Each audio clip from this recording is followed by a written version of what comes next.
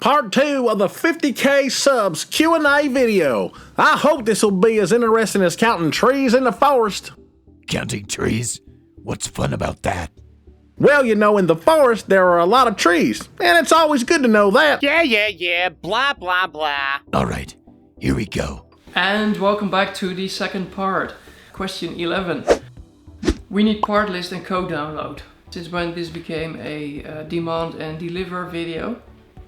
I'm always a bit cautious with giving code for download, since my code is always written for this specific hardware that I built myself and I designed by myself. So if I give you a piece of code and you don't know how the hardware works, you won't get it. So, but I think it could help you in the general way to see how I program, stuff like that. So I think I'm gonna make a section on my website where you can download some code examples that I've used during the projects that I've built. But I'm not going to give any support on that. So therefore download available, that's it. But I'm gonna make a section for that so you can download them. Part lists. Well, some things I've built them in LDD, so you can, there's a part list for that, of course. So if you're interested in that, you can send me an email at arjen@almightyarjen.com, or I'm gonna also set up a download section for the LDD models that I've made, so you can download them. Question 12. How long did it take you to build the automated call terminal? Well, that's a very good question. It's been the most complex project I've done so far, and it took me 7 months. There was a lot of trial and error involved with making the hopper wagons unload correctly, making the conveyors work nice and smooth without jamming, stuff like that. I had to make the silos work smoothly without clogging up. So there was a lot of trial and error involved to make it all work, because the core pieces, they went everywhere, you know. So it took me 7 months. So the next project that I'm gonna do is a container terminal, and it will be in the same size and order of complexity of the call terminal. So I'm gonna expect that that'll take also 6-7 months or something like that. But don't worry, you don't have to wait that long for a new video of mine. I got something in store as well for that. More on that later on in my first video of the container terminal on my work in progress channel. So if you haven't subscribed to that channel, please do so, and then you'll know what's going to happen on this channel as well in the meantime. Question 13. Do you know what the train sets names in the call terminal video are? Yes and no. I don't know the names, but I do know the set numbers. The locomotives of the coal trains, 2 of them are actually locomotives of a train set, and the third one is actually a Lego train set. The red locomotive is from the 367070 set. The blue one comes from the 60052 set. And the green one is the 10133 set. So the last one, the green one, is actually a standard Lego train set. It's the BNSF locomotive. Question 14. Where do you buy all of your 9-volt powered rails? Mostly on Bricklink, because of the quality. Sometimes there's also this second-hand marketplace on the internet for Dutch people. It's a Dutch website. Sometimes I buy it over there, but mostly on Bricklink, because the quality is better on Bricklink. Question 15. When do you think you will have a Lego skyscraper? I had one. I crashed a train into it. Have you seen the video yet?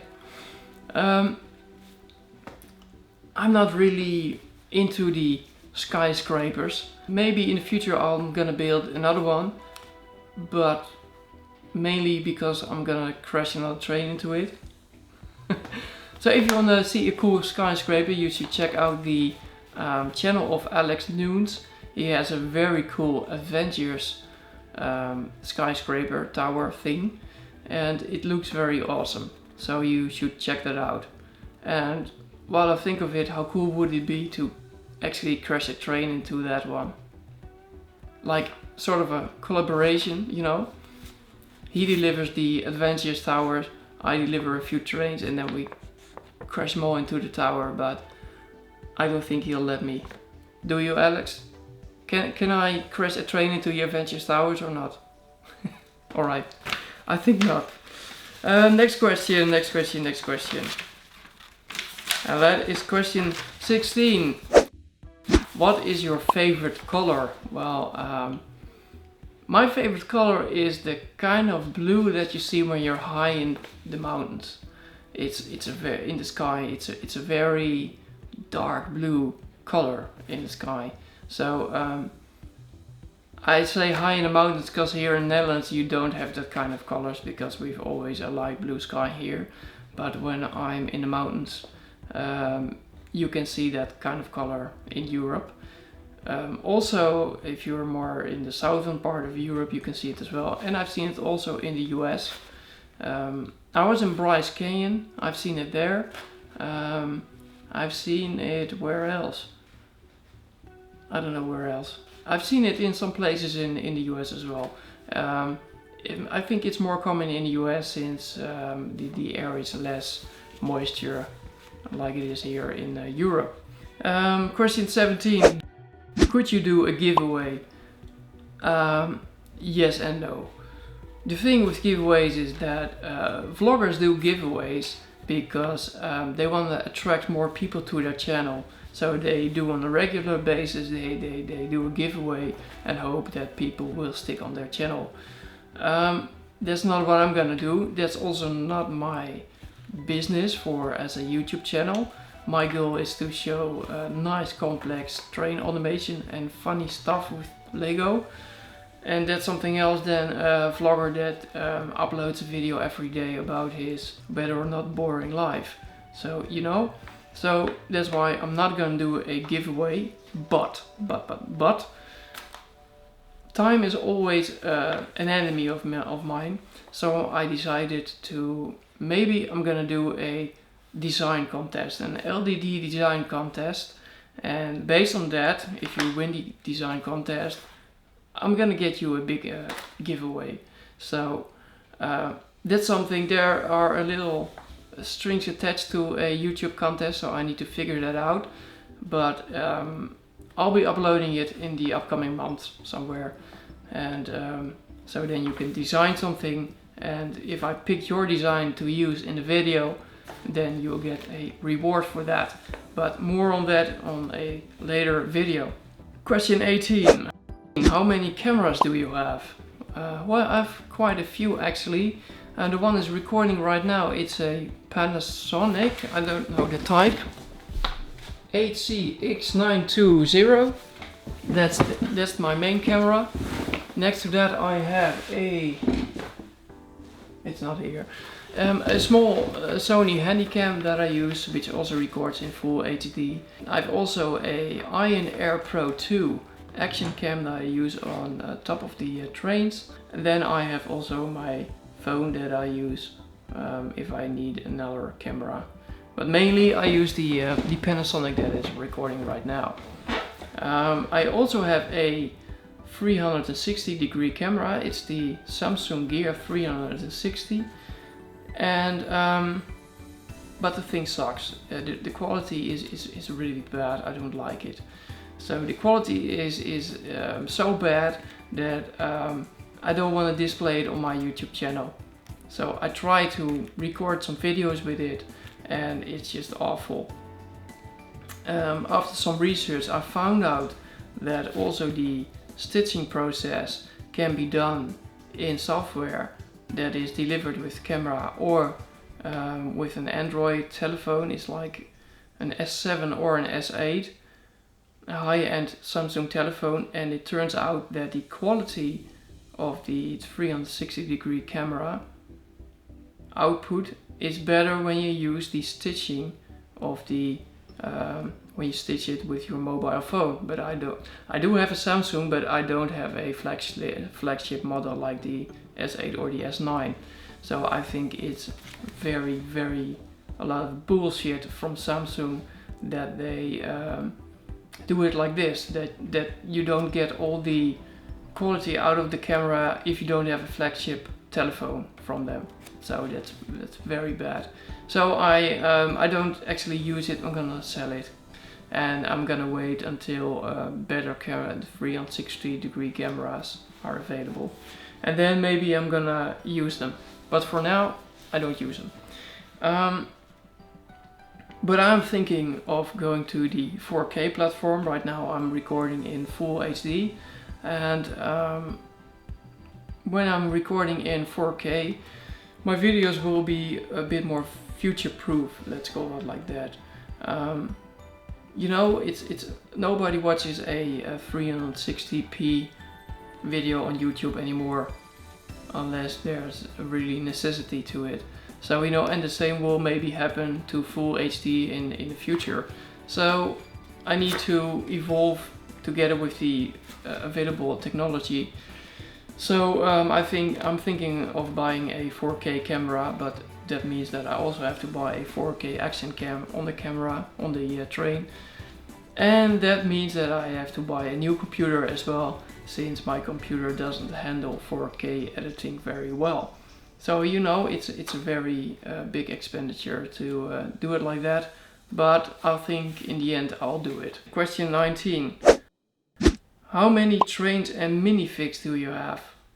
Well, minifigs I'm going to show you right now. These are the minifigs that I have right now. 2 boxes full of them. One is with modern minifigs, this one, and the other is with classic minifigs, this one. So they're this tall, like you see. I don't know the amount, but you can make a good guesstimation, I guess. So there are the minifigs. The trains I'm gonna show you at the end of this video, when I'm gonna do a Lego room tour, a small one, and then I'm gonna show also my train closet where you can see my Lego trains. Question 20. Are you planning on getting a custom-made Lego steam train? Yes, I am.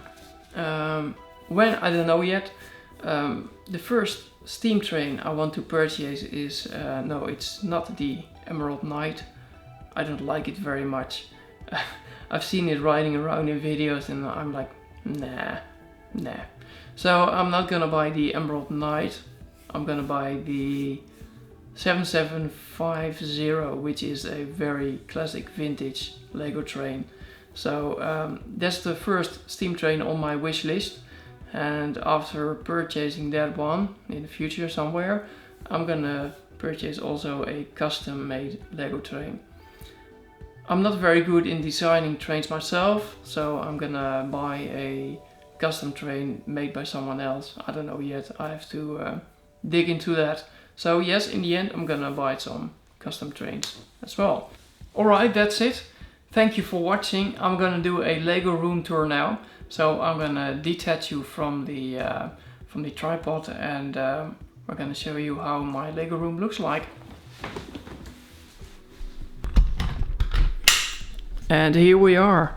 Well, this is my desk, and what I've on my desk right now is a prototype for a project that I'm working on. It's an automated container terminal.